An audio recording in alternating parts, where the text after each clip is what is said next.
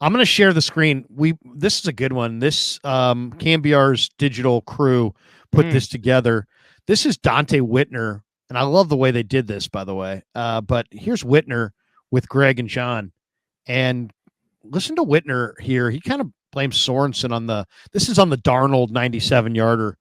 And, the first thing you got to think is, how do you get 4-4 Justin Jefferson on George Odom and Jair Brown? But listen to what Dante Whitner had to say about it. It's pretty interesting, and then we'll comment. What went wrong on that play, Dante? Well, usually when you give zone alignments, because they had 2 wide receivers to the left, 2 tight ends backside that they were going to keep in protection, usually when you put a safety to that side, you're playing zone. So it tells me that Nick Sorensen and the defensive staff was trying to fool Sam Darnold into thinking they were playing zone. Okay, now you have a rush. They slid the protection opposite Nick Bosa, left him one-on-one, but Sam Darnold has so much time in the pocket, and it's nothing on the coverage. You know what? I really put this on the defensive coordinator, because throughout my career, from learning from Vic Fangio and Ed Donatel, you never really double a receiver, whether it's a corner and a safety, whether it's 2 safeties.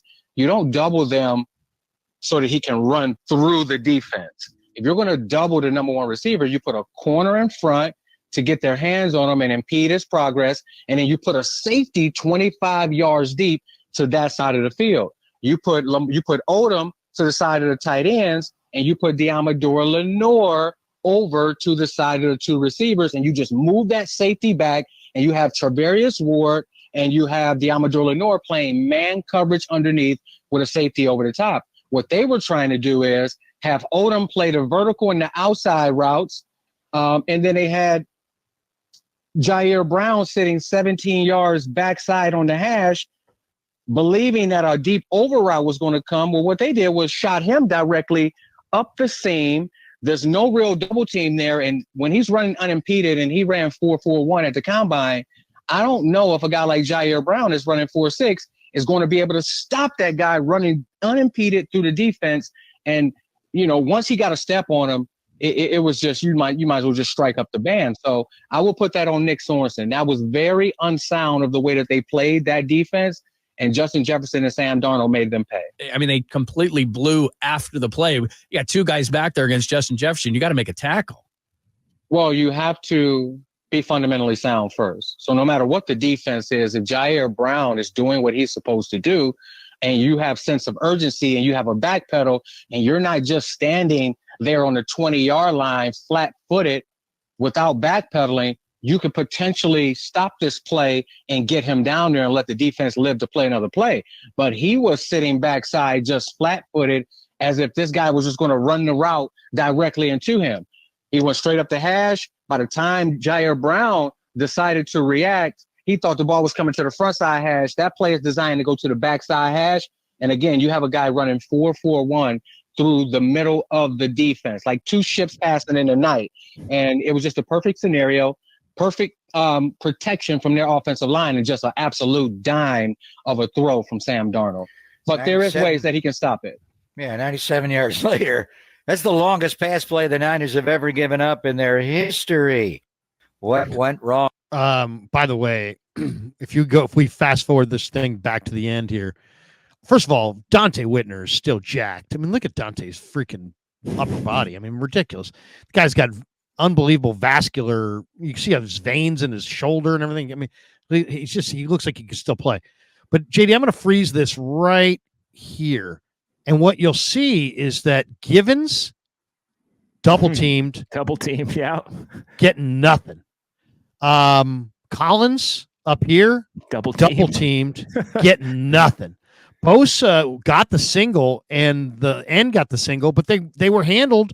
And Darnold, because there's no penetration at all from Collins or from Givens, could step up. He's got the ability to just step up and deliver this thing with confidence. But there is ways that he can stop it. And he's got a great arm, so he just flicked it.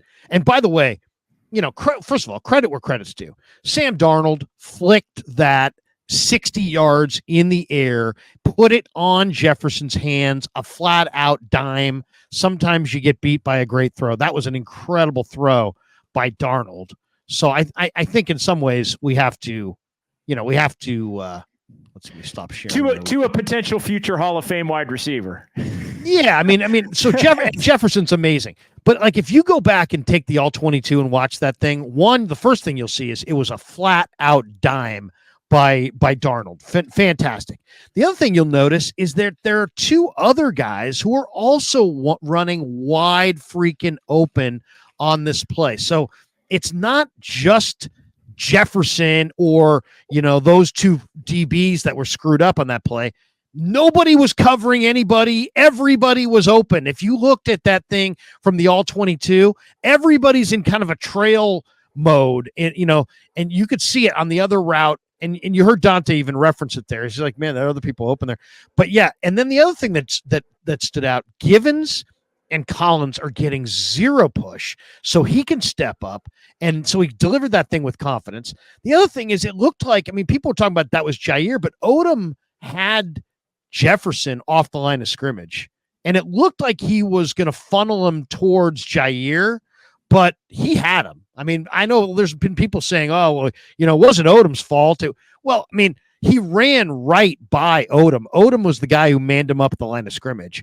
I know that Jair, when you run 4.6 and you got a receiver who's running past you, who runs quite a bit faster, you gotta turn and burn, and he just ran right by him.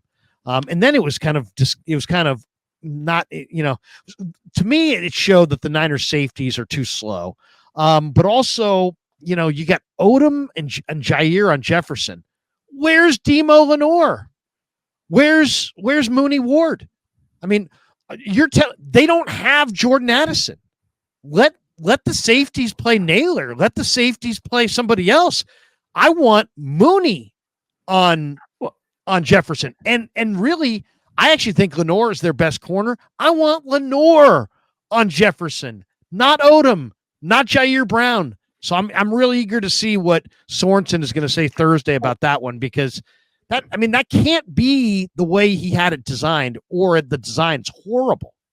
Well, and I'll also say, Charvarius Ward, and I don't think he meant anything, to come of this. But did you see his comment after the game? He was asked about, his preference in terms of scheme, and he says he thinks he plays better when he follows the best guy, and it's basic, and it locks him in. And we haven't seen the Niners do a lot of that. They have done some of it. They did it with Amon-Ra St. Brown a little bit. They've done it with DK Metcalf in the past against Seattle. But again, I don't think Mooney Ward was like picking a fight or trying to, be publicly disgruntled or anything like that. But he just made the point, like, hey, I'm more comfortable in that particular scheme, going up against kind of the best of the best, and just trying to take them out and having that be his assignment for that particular day. What did you think of that? I like the idea of letting Mooney travel with the best receiver. Not always, but like right now, when Mooney's groin is fine and he's got no soft tissue injuries, he's moving great. There are other times he's out there kind of gutting it out less than 100%, and he doesn't have speed to burn. So it's like, if he is out there with a groin pull or a hammy or a quad, then maybe not. But if he's healthy, yes, I want Mooney on their best receiver, especially when they only have one receiver.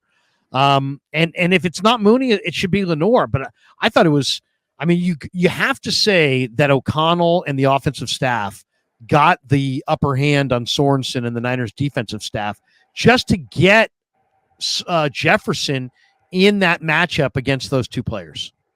Just by design, I think that was a win for them.